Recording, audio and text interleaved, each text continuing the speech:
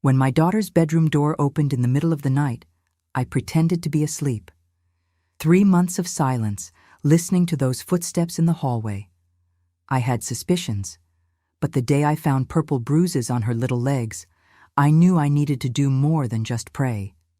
Hello, my dear friends. What a blessing to chat with you like this, cozy in my rocking chair. I'm Eleanor May Wilson, 72 years young, and I live here in Mapleton, a small town in the heart of Ohio. Every day after lunch, when the sun isn't too strong, I like to sit in my garden and observe nature. Beautiful, clean, and real. My children gave me some seedlings as gifts when I moved to this little house. At first, I didn't think they'd survive because I never had much of a green thumb. But you know how it is. You care for them daily, talk to them, and they respond by growing more beautiful each day. It's like life itself, isn't it? You nurture, you give love, and even after the storms, things bloom again. From my porch, I can see the entire sky, clouds drifting slowly by, and I feel such peace. The peace that took me so long to find. Nobody told me that old age would bring this relief, this comfort of finally being at peace with my memories. Oh, before I continue our conversation, I'd like to ask a small favor. If you're enjoying my company, please click that like button and subscribe to the channel so we can continue these chats another time. And tell me in the comments, which town or city are you watching from? Is it morning with your coffee, after lunch, or evening with a warm cup of tea like mine? I read all the comments, you know. I'm so happy to know where you're from and what time of day you set aside for this old grandma. Let me know, okay? Let's create a chain of kindness. You know, my dears, there are stories we keep for years, even decades, because they're difficult to tell. But there came a time when I realized that keeping certain things only makes them weigh more heavily. Today, I want to share something that completely changed my life, about a time when I had to choose between the painful silence and the courage that saves. A story about how sometimes a mother's love must become a strength we never knew we had inside us. It was a time when footsteps in the night filled me with dread. A time when I discovered that the walls of my own home hid shadows I didn't want to see. But as they say here in Mapleton, after the fiercest storm comes the calm. And that's how it happened with me and my little Sophie. I was born in Millerville, a small town here in Ohio, in 1953. Back then, everything was simpler, but also harder, you know? My father, Gerald Wilson, worked as a carpenter, making furniture that was true works of art. My dear mother, Teresa, took care of the house and sold embroidery to supplement our income. It was from her that I learned to have a steady hand with needle and thread. We were a family of 6 children, and I was the youngest of the girls. My 2 older brothers, Jack and Owen, were almost grown men when I was still playing with dolls. They grew strong like our father, working from an early age in the carpentry shop, learning the trade. Then came my sister Irene, who was always the studious one, and Zelda, who had a beautiful voice and sang in the church choir. I, the youngest girl, grew up hearing everyone say I was just like Mom, both in my quiet manner and in my skill with sewing. Our house was small but cozy, built by my father himself. It was at the end of a dirt road near a small creek where we washed clothes and played on hot days. It had 3 cramped bedrooms, one for the boys, one for the girls, and one for our parents. In the kitchen, the heart of the home, was a wood stove that kept everything warm during Millerville's harsh winters. The smell of homemade bread and apple pie that my mother made still lives in my memory. It was a time of bare feet running on grass, climbing trees to pick fruit, playing ring around the rosy with the neighbors until sunset. We didn't have much, but we never lacked the essentials, love and respect, at home. From a young age, around 5 or 6, I would sit beside my mother to learn the first stitches. While other children ran around, I liked to watch her embroider, fascinated by the flowers and birds that were born from those magical hands. "Eleanor has fairy hands," Grandma Catherine would say when she saw my first works. By 8 years old, I was making small embroideries that my mother sold along with hers. The school was almost a half-hour walk away.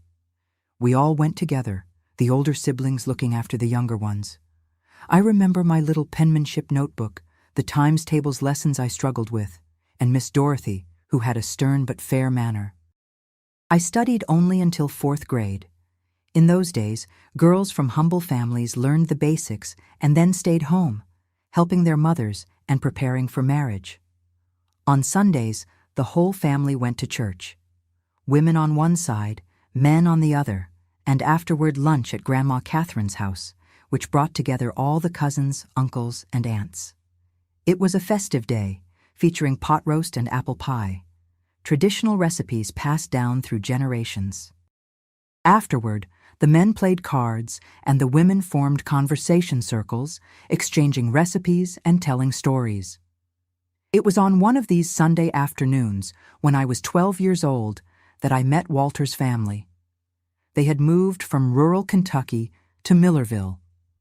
His father, Mr. Edward, was a distant friend of my father's and came to work with wood too. Walter was 17 and already helping his father. I remember him looking at me, and I, all embarrassed, hiding my face in my mother's apron. At that time, I didn't know that this shy boy, with brown eyes and calloused hands, would change my destiny forever. I had no idea that, years later, he would be the father of my Sophie. But before that, a lot of water passed under the bridge. Life in Millerville followed its own rhythm, marked by the seasons, harvests, religious celebrations. The 4th of July festival was the most anticipated event of the year. The town square filled with booths. There was square dancing, fireworks, and lots of good food. It was at one of these festivals, when I was 13, that I felt the first sign I was leaving childhood behind. My mother noticed before I did, when she saw a small bloodstain on my slip. She quickly took me home, explained about becoming a woman, as they called it back then, and gave me a cloth that I should use every month from then on. "Now you're a young lady, Eleanor. You have to be more careful around boys," she said with that worried look. And so, between embroidery, prayers, and responsibilities, I grew up, gradually leaving childhood behind and entering a phase that would change everything.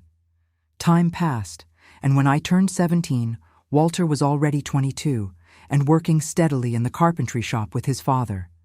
We would meet at Sunday services, at church socials, and occasionally he would appear at our house, always with the excuse of talking to my brothers. But I knew, and everyone knew, that he came to see me. Our courtship began like that, under the watchful eyes of the family. A respectful courtship, as was done in those days. At 19, I got married. It was a simple ceremony, but beautiful, in Millerville's First Baptist Church. I sewed my own dress with help from my mother and my sister Zelda. It was made of satin fabric with small flowers embroidered on the bodice. Each tiny flower took hours of work, but the result was enchanting. We went to live in a small house that Walter built with help from my father and brothers. It was small, but to us it seemed like a palace. And I, full of dreams, set up a little corner with my sewing machine, a wedding gift from my parents. I started taking in sewing, doing alterations and small repairs for the neighbors. At first, Walter was a good husband, hard-working. He came home tired, but always with a smile on his face. Our first year of marriage was peaceful, with adaptation and discoveries. He would leave early to work at the carpentry shop, and I took care of the house, sewed, and gradually we built our life. At 21, I became pregnant with our Sophie. The pregnancy was smooth, despite the morning sickness that left me weak during the first few months. Walter was over the moon when I told him, already planning to make the baby's crib himself. Our daughter was born on a winter morning in 1974, rosy-cheeked and with black hair just like her father. "She'll be named Sophie after my grandmother," Walter said, and I agreed. It was a beautiful name, delicate, like her. The problem started when Sophie was about 2 years old. Mr. Edward's carpentry shop wasn't doing well, facing competition from a larger factory that opened in Springfield. Walter began to get worried, tense. Sometimes he'd come home smelling of whiskey. It wasn't every day, but I noticed it becoming more frequent. On those nights, I'd put Sophie to bed early and stay in the kitchen, sewing and praying for him to come home in a good mood. When Sophie turned 3, the carpentry shop closed for good. Mr. Edward, now elderly, decided to return to Kentucky to live with another son. But we stayed in Millerville. Walter got a job at a sawmill, earning less and working more, and that's when his transformation began. The gentle man I knew started disappearing, giving way to someone bitter. He complained about everything: the food, the house, my sewing, Sophie's crying. Any little thing was cause for explosion.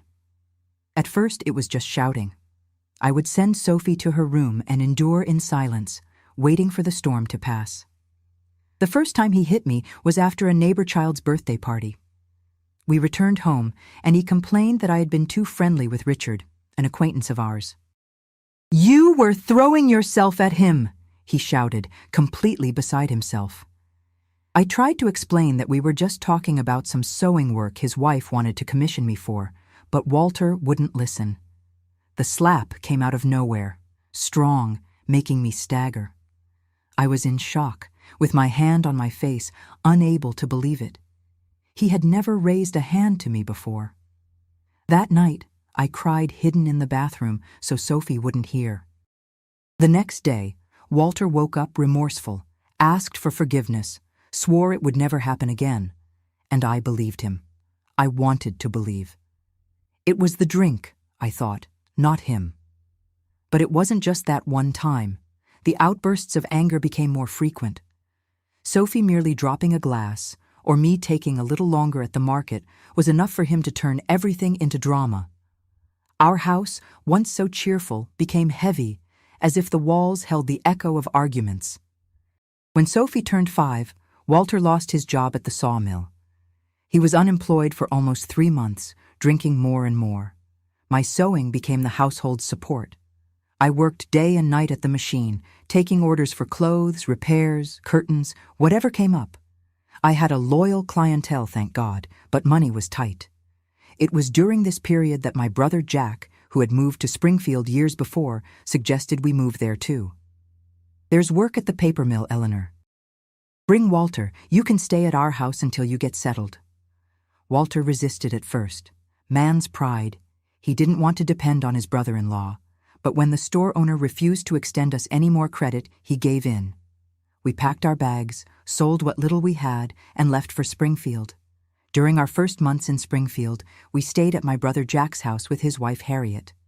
They welcomed us with open arms, especially Sophie, who became the joy of the house. Walter got the job at the paper mill, and I continued sewing, now for a new clientele that Harriet introduced me to. Gradually, we saved a bit of money and rented a simple house, but our own. It was 1979. Sophie had just turned 5 and started attending kindergarten. Everything seemed to be improving. Walter was calmer with the new job, drinking less, and even played with Sophie occasionally. I came to think that we had turned the page, that the bad days had been left behind in Millerville. My other brother, Owen, also ended up coming to Springfield the following year. With our father's health deteriorating, he wanted to be closer to us. Owen was always the quietest, but also the most observant. From the beginning, I noticed that he looked at Walter with suspicion, as if seeing something I was trying to hide. "That husband of yours doesn't smell right to me, Eleanor," he told me once when we were alone. "If he does anything to you or to the girl, you tell me." I was embarrassed, changed the subject, said that Walter had changed, that everything was fine now. But deep down, those words gave me comfort. It was good to know that my brothers were nearby, looking out for me and Sophie. The calm lasted only a short while. When Sophie was almost 8, Walter was promoted to supervisor at the factory. He earned better, but the responsibility increased, and with it, the stress. He started arriving home late, always tense. The fights returned, worse than before. He complained about the mess in the house, the food, the noise Sophie made when playing. Anything became a reason. It was during this time that I noticed the first change in Sophie. My girl, always so cheerful and talkative, began to become quiet, frightened. At school, the teacher called me, concerned because Sophie was distant, no longer participating in activities as before. At home, when she heard the sound of the key in the door announcing her father's arrival, she would run to her room, like a frightened little animal hiding from a predator. One night, I woke up with Sophie beside my bed, crying softly. "Can I sleep here, Mom?" she asked, in such a small voice I could barely hear. Walter, who was sleeping beside me, woke up irritated. "Go back to your room, girl. You're too big to be afraid of the dark," he scolded. Sophie trembled, but obeyed, returning to her room with dragging steps. The next morning, I discovered she had wet the bed, something that hadn't happened since she was very young. When I asked what was happening, if she had had a nightmare, she just lowered her head and said she didn't remember. But her eyes, my God, her eyes said something else. They were filled with a fear no child should know. I began to pay more attention. Sophie, who had always been a clean child, suddenly didn't want to bathe anymore. She complained of constant stomach aches. She had nightmares almost every night. At school, the teacher reported that she had moments where she seemed absent, as if her mind were far away. It was on a Sunday afternoon, when Walter had gone out to play cards with colleagues from the factory, that I had the courage to ask Sophie directly. We were alone, sewing together. I had taught her the first stitches, just as my mother taught me. "Sophie," I began carefully, "did something happen that you want to tell me about? Something that's making you sad?" She was silent for such a long time that I thought she wouldn't answer. Then, without raising her eyes from the embroidery, she murmured, "Dad gets angry with me at night." I felt a chill run down my spine. "What do you mean, sweetie? What happens at night?" She shrugged, still not looking at me. "He comes into my room when you're sleeping, says I did something wrong, that I need to learn to be a good girl." At that moment, I felt as if the ground had opened beneath my feet. Sophie's words kept hammering in my head for days. "He comes into my room when you're sleeping." I couldn't eat properly, couldn't sleep. I started paying attention to everything, the looks, the silences, the reactions. I observed how Sophie hunched her shoulders when her father approached, how her eyes lowered, how she seemed to want to disappear. One night, I pretended to fall asleep earlier than usual. Walter stayed in the living room, watching television as usual. I lay still, barely breathing, my ears alert to every sound in the house. After what seemed like an eternity, I heard his footsteps in the hallway. They weren't footsteps toward our bedroom. They were footsteps that stopped at Sophie's door. I heard the soft click of the doorknob, the door opening, and then silence. My heart was beating so hard I thought it would explode. I wanted to get up, run, scream, but something paralyzed me. Fear? Doubt? To this day, I can't explain what kept me pinned to that bed. Perhaps the foolish hope that I had misunderstood everything, that he was just checking if she was covered, as loving fathers do. How long did he stay in her room? Half an hour? An hour?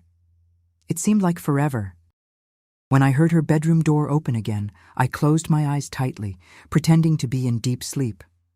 I felt the mattress sink with his weight as he lay down beside me. I smelled the sweat, the cigarettes, and I felt disgust, a deep disgust that turned my stomach. The next morning, I observed Sophie at breakfast. She was quieter than normal, with dark circles that no child should have. When Walter left for work, I approached her, trying to sound casual. "Did you sleep well, my darling?" She just shrugged, her eyes fixed on the bowl of oatmeal she'd barely touched.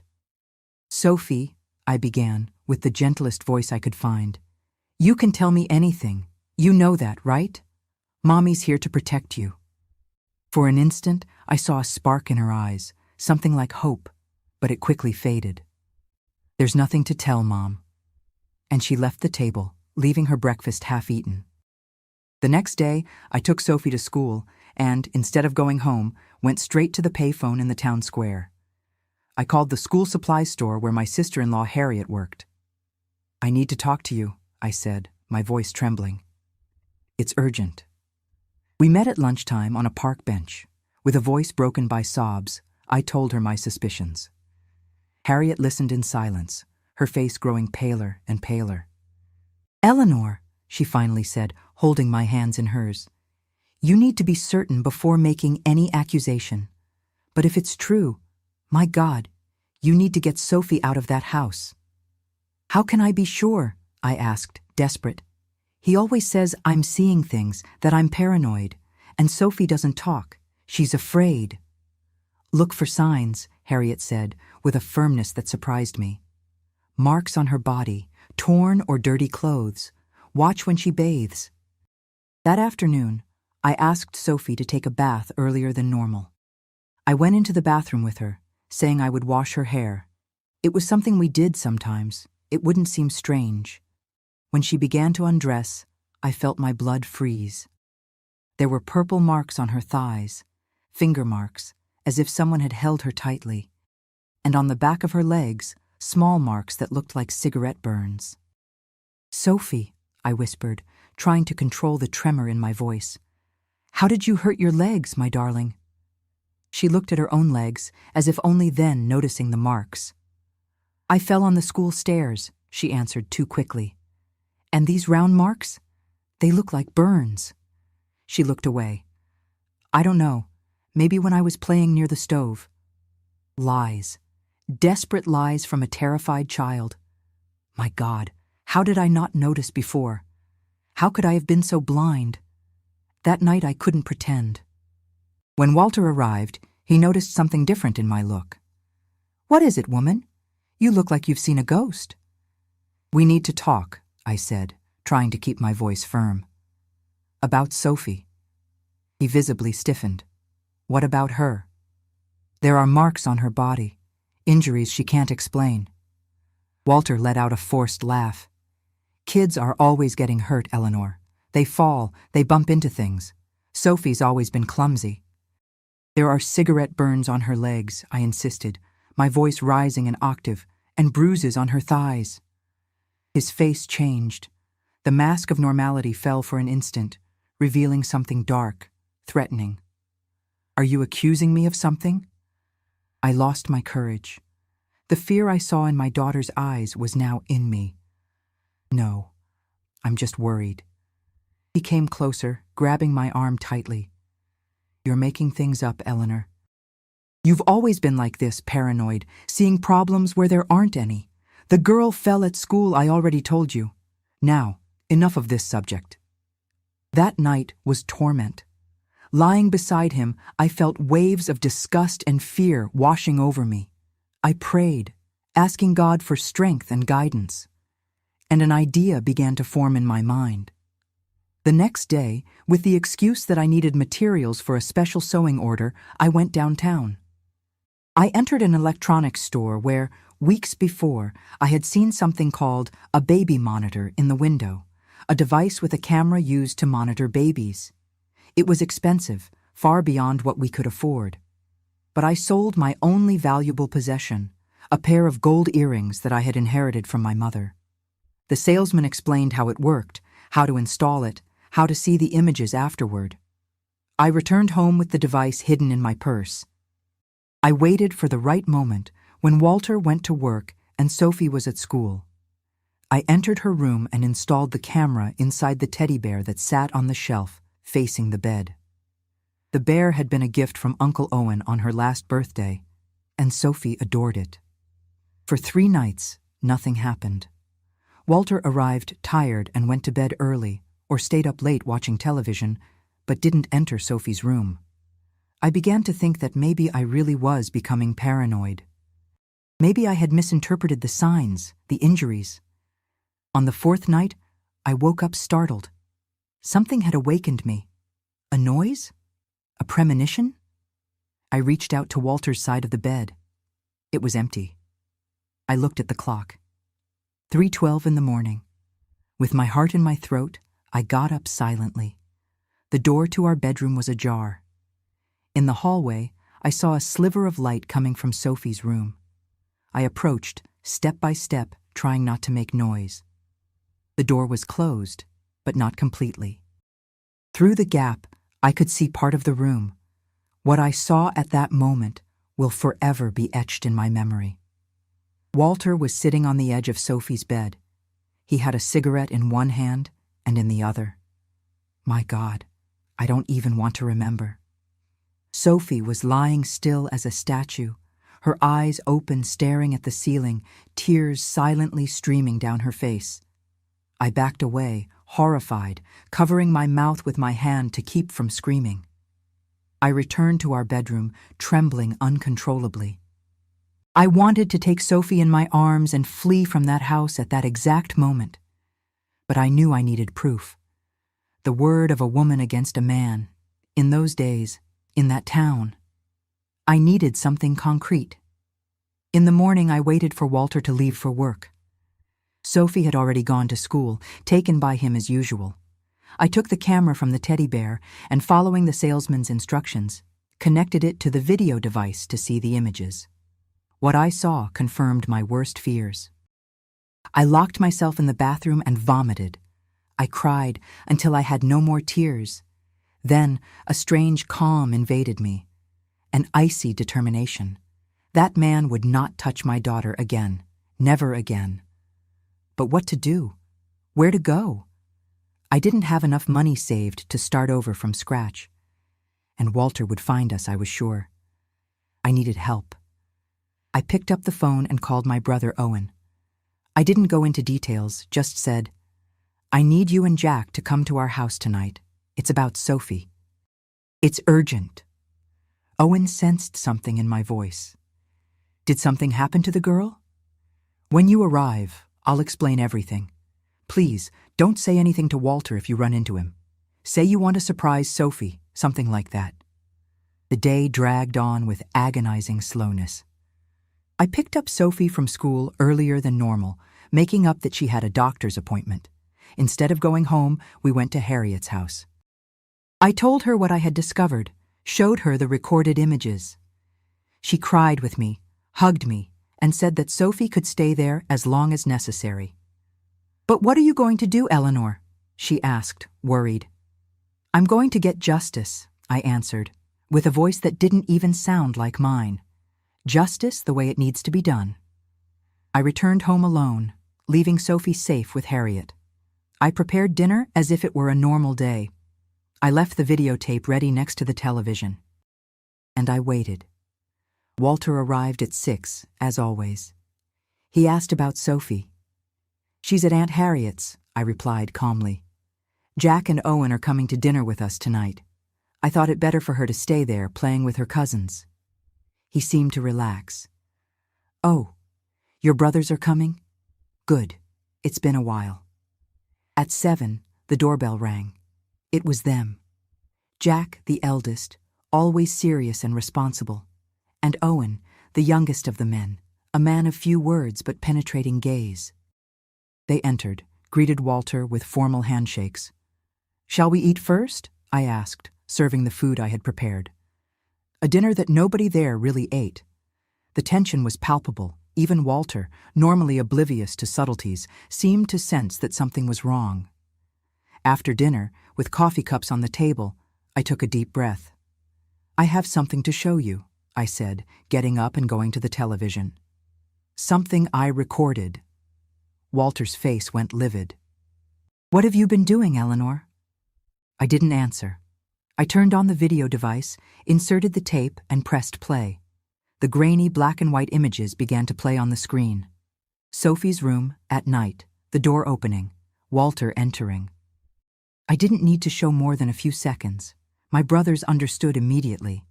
Jack jumped up, his face contorted with rage. Owen remained seated, but his expression had changed to something I had never seen before.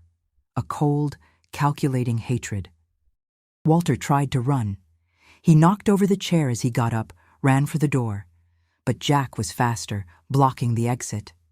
Owen finally stood up, calmly closing the curtains in the living room. "Eleanor," Jack said, without taking his eyes off Walter, "you'd better leave now. Go to Harriet's house. Stay with Sophie." I grabbed my purse, where I had already placed the original videotape and some important documents. At the door, I turned one last time. Walter was cornered between my brothers, his face a mask of fear. For the first time since I'd known him, I saw in his eyes the same terror he had caused in my daughter. "What are you going to do?" he asked, his voice trembling. Owen answered, with a frightening calm, "We're going to teach you what happens to men who hurt children." I closed the door behind me, knowing that what would happen in that room was not something I wanted to witness. On the street, the cold night air hit me like a slap. I breathed deeply, feeling a mix of horror, relief, and a strange sense of liberation. I walked to Harriet's house where Sophie was sleeping, finally safe. That was the first night in a long time that I also managed to sleep without fear. At Harriet's house, sitting next to the bed where Sophie slept, I wondered what might be happening in my house at that moment. Part of me wanted my brothers to make Walter suffer every pain he had inflicted on my daughter. Another part feared the consequences. What if they went too far? What if the police got involved? Sophie moved in her sleep, her little face frowning as if having a nightmare. I stroked her hair gently so as not to wake her. "Everything's all right now," I whispered. "Mommy's here. No one's going to hurt you again." Harriet entered the room with a cup of tea. "You need to try to rest a bit," she said, handing me the hot drink. "Tomorrow you'll have many decisions to make." I had barely taken 2 sips of the tea when we heard knocking at the door. My heart raced. Was it the police? Or Walter, who had somehow escaped from my brothers? Harriet went to answer. I heard muffled male voices, then footsteps approaching the room. It was Jack and Owen. Their faces were grim, tense, their clothes rumpled. The knuckles of Jack's hands were red and swollen. "It's done," Jack said simply, sitting heavily in the corner chair.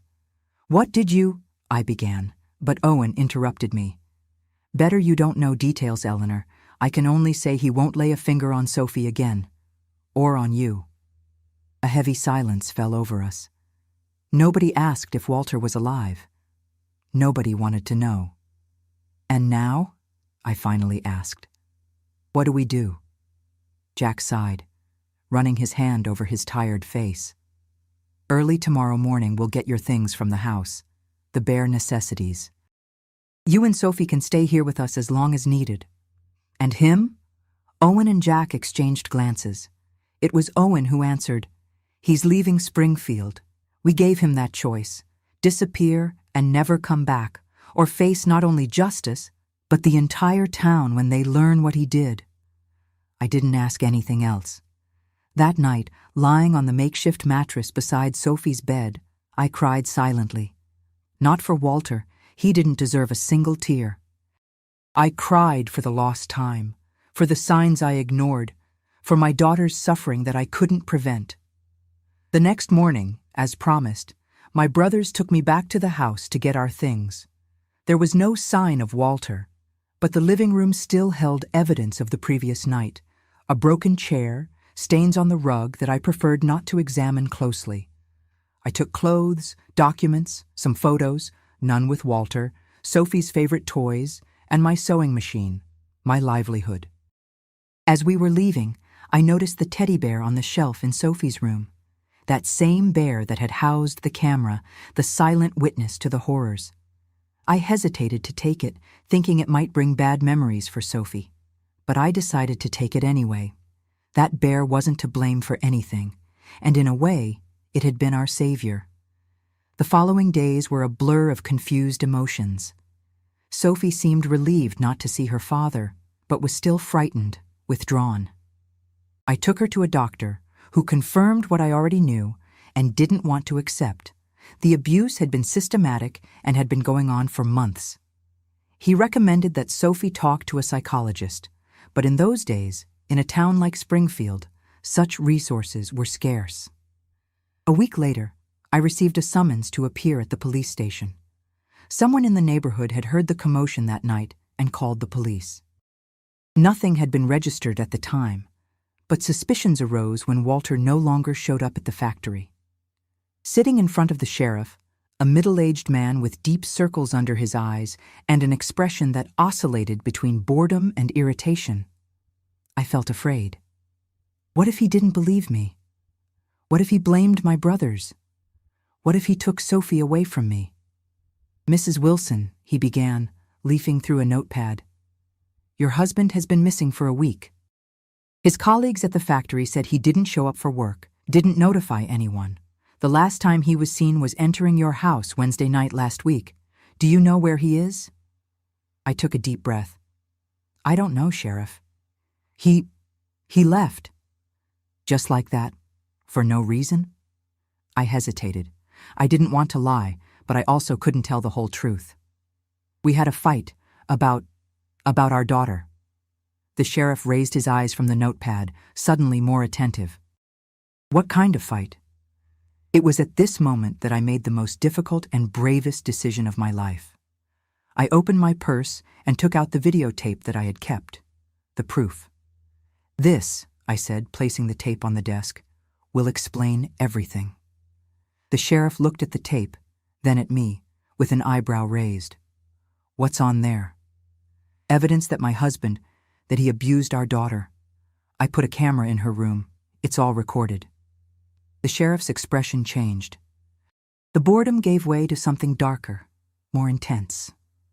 Are you aware of the seriousness of this accusation? I am. That's why I brought evidence. He picked up the tape, turned it over in his hands, thoughtful. Then he called another officer and asked him to bring a video player. He asked if I wanted to leave the room while they watched. I decided to stay. I had already seen enough of those images to know what they would see. 20 minutes later, the sheriff turned off the device, his face pale. The other officer left the room without saying a word, visibly disturbed. A heavy silence settled between us. Mrs. Wilson, the sheriff finally spoke, his voice softer than before. Where is your daughter now? With my sister-in-law. She's safe. He nodded, thoughtful. And your brothers? Do they know all about this? I felt a chill down my spine. Yes, they helped me confront my husband when I found out. And what happened in that confrontation? It was the moment of truth.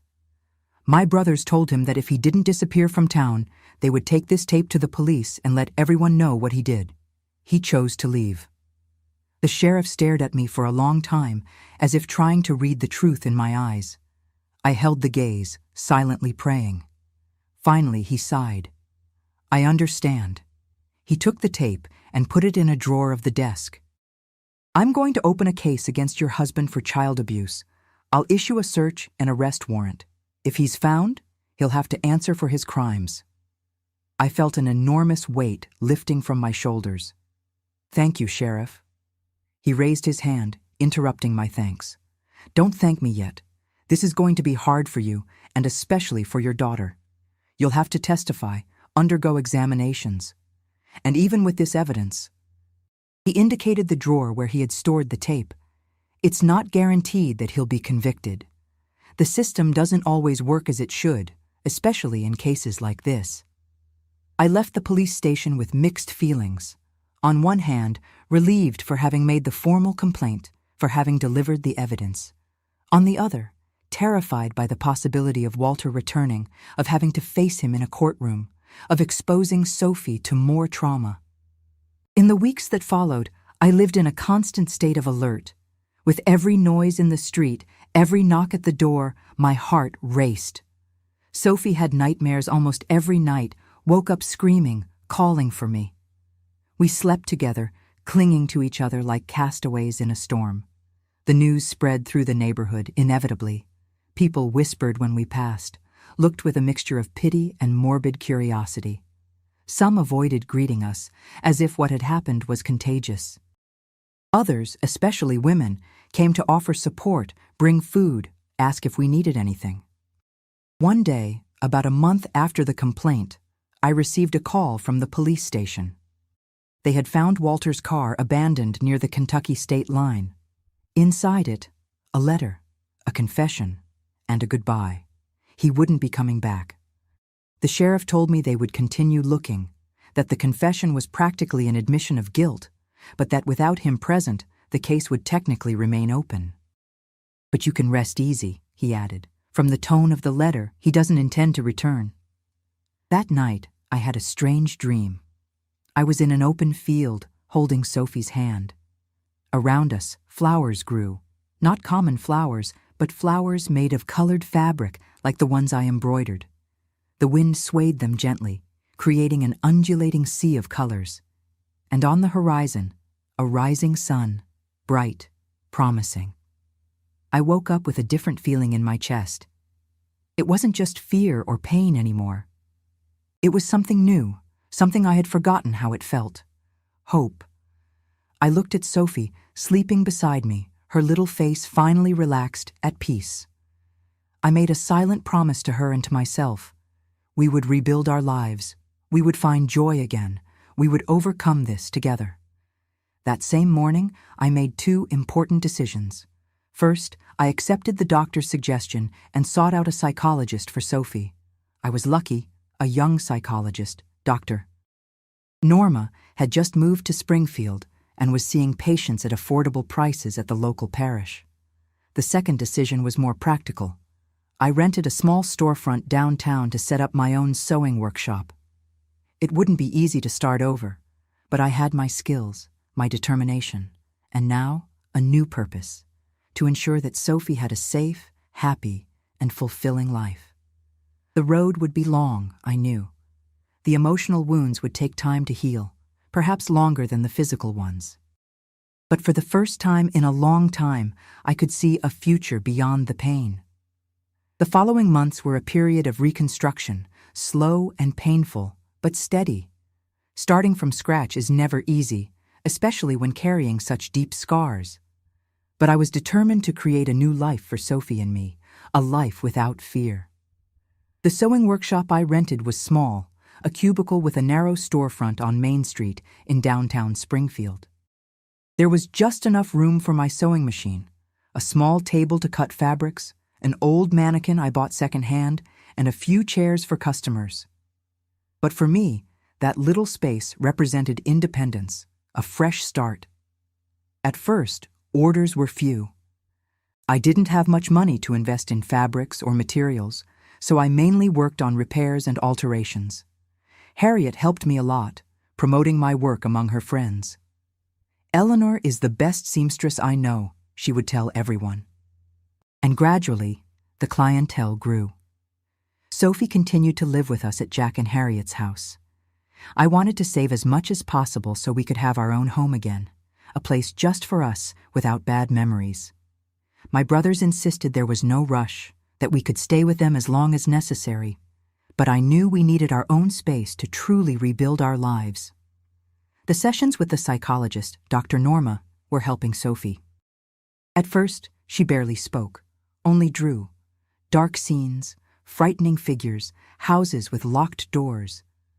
But over time, the drawings became more colorful, and she began to open up. Norma guided me on how to act, what to say, how to help my daughter process the trauma without reliving it. "You did everything right, Mrs. Wilson," Norma told me once. "You believed your daughter, acted to protect her, sought help. Many mothers, unfortunately, deny or ignore the signs." Her words comforted me, but didn't erase the guilt I felt for not having noticed sooner, for not having acted faster. This guilt would accompany me for many years, even knowing rationally that I had done the best I could under the circumstances we had. One day, about 6 months after Walter's disappearance, I received an unexpected visit at the workshop. It was Margaret, a lady I knew only by sight, the mother of one of Sophie's school friends. She entered timidly, looking around as if afraid of being seen there. "Mrs. Wilson," she began hesitantly, "I'm sorry to come like this without notice, but I really needed to talk to you." I offered a chair and she sat, her hands restless in her lap. She seemed nervous, anxious. "I heard, well, the whole town heard what happened to your daughter.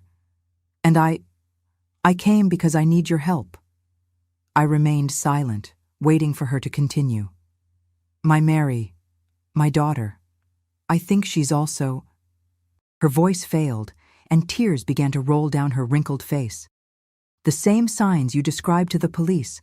The fear, the nightmares, not wanting to be alone with her father. I felt a shiver run down my spine, that familiar terror, that sense of powerlessness in the face of evil. But this time, I wasn't paralyzed by fear. This time, I knew what to do. I took Margaret's trembling hands in mine. "I'll help you. We'll go to the police station together. The same sheriff who handled my case, he'll believe us." That same afternoon, I accompanied Margaret to the police station. Sheriff Davis received us, listened to her account attentively, and immediately initiated an investigation. 3 days later, Margaret's husband was arrested. There were other victims besides his own daughter, we discovered later. A monster who hid behind a respectable facade, just like Walter. In the months that followed, other mothers came to seek me out. Some just to talk, to understand how I had noticed the signs, to know how Sophie was recovering. Others, unfortunately, because they suspected their own children were being abused. For each of them, I offered the same support that Harriet and Norma had offered me: listening, understanding, and practical help to seek justice and protection. 1 year after Walter's flight, I managed to save enough money to make a down payment on a small house in the West Side neighborhood in the outskirts of Springfield. It was small, in need of repairs, but it was ours. Sophie, who was now almost 10, helped choose the colors to paint the walls. She chose yellow for the kitchen, light blue for her room, and soft green for the living room. Cheerful colors, colors of hope. On the day of the move, Jack, Owen, and their friends from the factory helped transport the few pieces of furniture we had. Harriet organized a lunch for everyone in the backyard of the new house. It was a small celebration, not just of the house, but of our new life, our survival. It was also on this day that I made a decision that would change the course of our lives. Sitting on the porch of our new house, watching Sophie play with Harriet's daughters in the yard, without fear, smiling as a child should smile, I realized we needed to do more than just survive. "I'm going to create a support group," I announced during coffee after lunch, "for women and children who have gone through what we went through. A safe place to talk, to strengthen themselves, to seek help." My brothers exchanged concerned glances. "Are you sure, Eleanor?" Jack asked.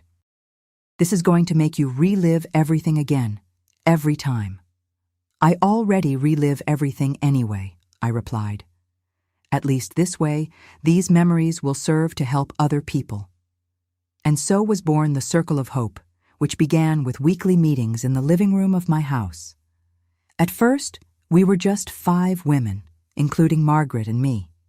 We met on Wednesday nights after the children were in bed.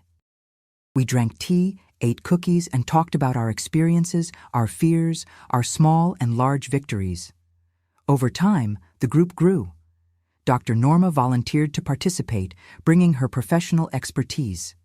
The local church gave us a larger room for meetings when our house could no longer accommodate all the participants. A lawyer in town began to offer free legal guidance for women who wanted to report their abusers.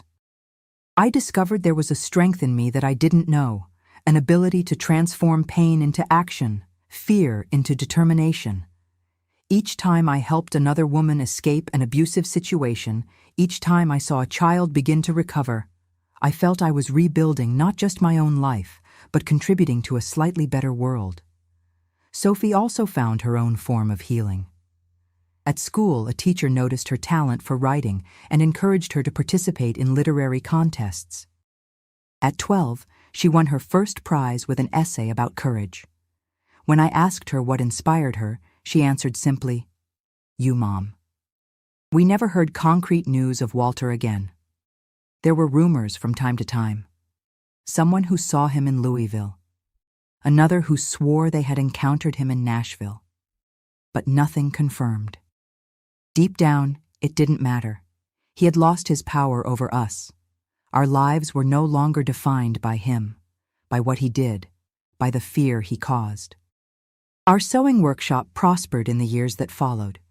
I began to teach sewing classes to women from the Circle of Hope, as a way to help them achieve financial independence. Many of them came from situations where they were completely dependent on their abusers, without professional qualifications, without means to support themselves. Seeing these women transform, strengthen, rebuild their lives was a joy I cannot describe in words. And Sophie, my brave, resilient Sophie, grew to become a strong and determined young woman who never allowed the trauma to define who she was or who she could be. The path wasn't easy. There were difficult moments, relapses, nights of nightmares, and days of deep sadness. But together, step by step, we built a life worth living. Today, at 72, life has a sweetness I never imagined I would know. I still live here in Mapleton, in the same little house in the West Side neighborhood, which over the years has been improved, painted, expanded. The backyard, which was once just bare earth, is now full of colorful flowers, aromatic herbs, and even some vegetables I cultivate with care. My neighbors always stop by to get some mint for their tea or a bit of rosemary to season their meat. My sewing workshop, which began so small, grew and transformed. Today, it operates in the front of the house, where I built an extension with the help of my nephews. I don't work as many hours as before. Age takes its toll on eyesight and joints. But I still do some special work for long-standing customers who won't accept another seamstress. Most of the time in the workshop now is dedicated to teaching. Twice a week, I give sewing classes to women referred by the Women's Resource Center, which works in partnership with our Circle of Hope. Seeing these women, many of them emerging from situations of violence, finding financial independence, and regaining self-esteem through manual work, fills me with an indescribable joy. The Circle of Hope, which began in that little room in my house so many years ago, is now a recognized organization in the town. We have our own headquarters, volunteers, partnerships with the City Hall and national NGOs. I make a point of attending all the meetings, even though my role now is more mentor than coordinator. The younger women have taken on the leadership, bringing new ideas, new approaches, keeping the work alive and relevant. Sophie, my dear daughter, is now a woman of 51. She graduated in psychology, inspired by Dr. Norma, who helped us so much and works with children and adolescents who are victims of violence. She has a special way with the little ones, manages to make them feel safe, understood, respected. I think her own experience, though painful, gave her this gift of connecting with others suffering without being overwhelmed by it. She married a mathematics teacher, Adam, a kind and patient man she met in college. I have 2 wonderful grandchildren, Isabella, 25, who followed in her mother's footsteps and is also graduating in psychology, and Tyler, 22, who studies civil engineering in Columbus. He comes to visit me during vacations and always makes a point of spending at least 1 full day with me in the workshop, helping me organize the fabrics, listening to my stories of the old days. My brothers Jack and Owen, now elderly like me, remain nearby. Jack lost Harriet to cancer 5 years ago, a loss that deeply shook us. She was a warrior to the end, and her absence is still felt at every family gathering, every special date. Owen never married, always the most solitary of the 3, but he has a special connection with his grandnephews and grandnieces who adore him. Mornings are my favorite time of day. I wake up early with the first ray of sunlight. I prepare my coffee, sit on the porch, and watch the streets slowly awaken. Children going to school, workers to their factories and offices, the mailman making his rounds. Life in its normal, safe, predictable rhythm. A blessing I've learned not to take for granted. In the afternoons, when I'm not teaching at the workshop, I like to receive visitors. Former students bring their children to meet me, calling me Grandma Eleanor, even though we have no blood ties. Ladies from the Circle of Hope come for tea, to discuss community problems, to ask for advice. I have a rocking chair on the porch where I sit to talk, and a basket always full of cornbread, cinnamon rolls, or cookies, old recipes from my mother that I still make with pleasure. Once a month, usually on the last Sunday, the whole family gathers at my house for lunch. Sophie and Adam, the grandchildren when they can come, my brothers, nephews, and nieces, sometimes even some close friends. The house gets full, noisy, alive. I insist on cooking myself, with help from Sophie and the girls. I prepare dishes that everyone loves: meatloaf with mashed potatoes, beef stew, fried chicken, and the dessert that can never be missing, the apple pie that was my mother's favorite. During these lunches, I look around and feel a deep gratitude. Not for what I went through. I will never be thankful for the suffering, but for the strength I discovered in myself, for the family we built, for the peace we won. I think of all the women we've helped over the years, of the children who were protected because their mothers found the courage to report, to leave, to start over. Sometimes, very rarely, I still hear news about Walter. Years ago, we learned that he had died in a car accident somewhere in Tennessee. I felt no joy at the news, not even relief.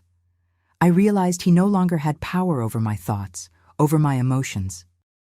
He was just a distant shadow of a past that, although it left scars, does not define who we are. At night, before going to sleep, I have the habit of reading a bit. I like poetry, historical novels, biographies of strong women.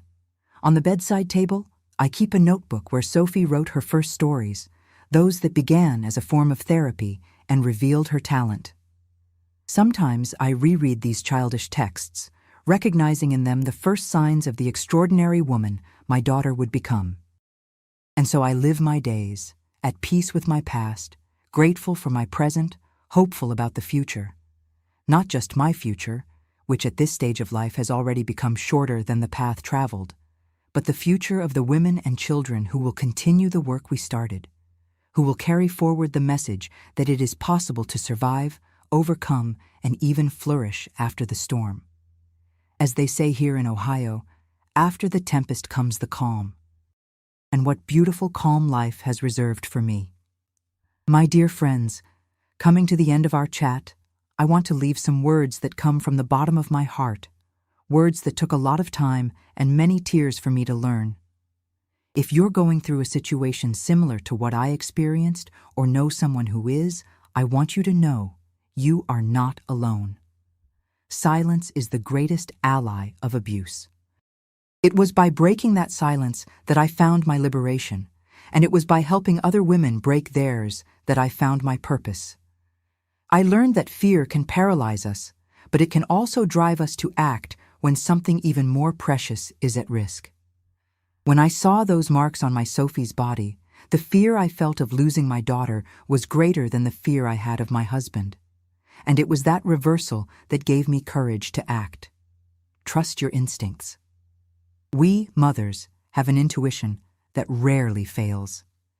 If something seems wrong, it probably is. I ignored the first signs because it was more comfortable not to see, because I didn't want to face the terrible truth. But each day of denial was one more day of suffering for my daughter.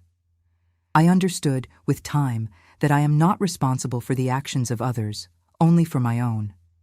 For years, I carried the guilt of not having noticed sooner what was happening with Sophie. But the true guilt was never mine, nor could it be.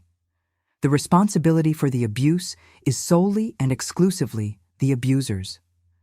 Life has a funny way of showing us our own strength.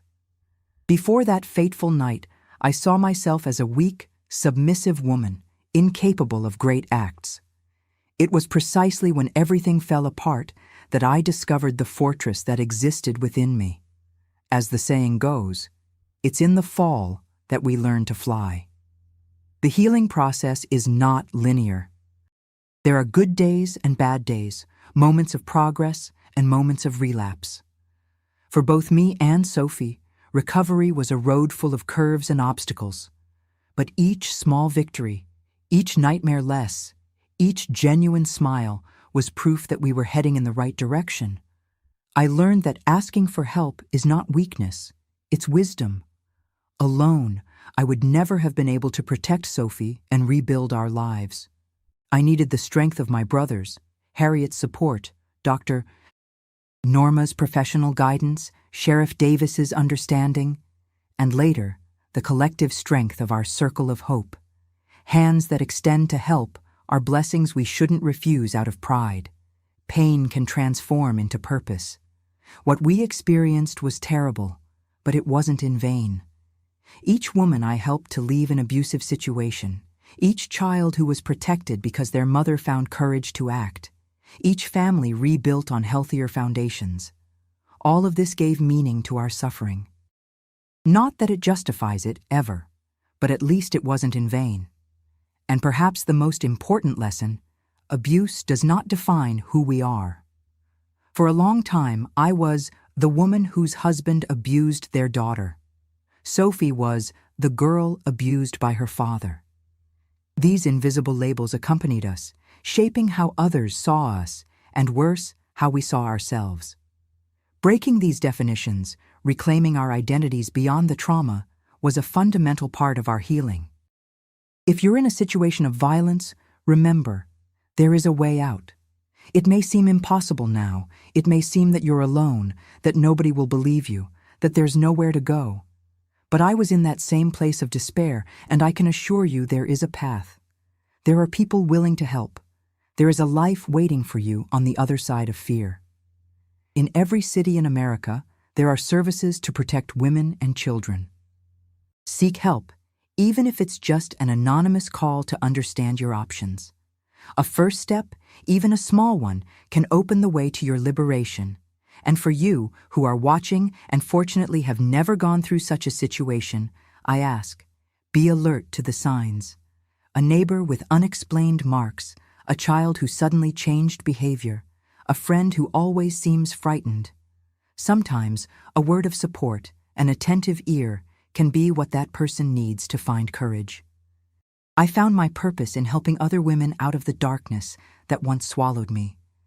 I found my peace in watching my daughter flourish despite everything. I found my joy in the simplicity of ordinary days, without fear, without secrets. And now, before I say goodbye, I'd like to ask a special little favor. If this story touched your heart, if you found some strength or inspiration in my words, please subscribe to the channel.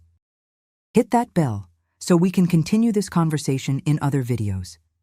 This subscription is important not just for the number, but because it means we're building a support network, a community of people who care. Also, leave a comment with the word courage. It's a way of saying that you watched until the end, that you care about stories like mine. And this action of yours, my dear friend, can give strength to other people who are watching and perhaps needing a sign, a little push to seek help. Do this now, don't wait even one more minute. Because sometimes, a small gesture like this can be the beginning of a big change in someone's life. From the bottom of my heart, thank you for listening. May God bless each one of you, and may our stories, however painful they may be, serve as a beacon to illuminate the path of those still lost in darkness.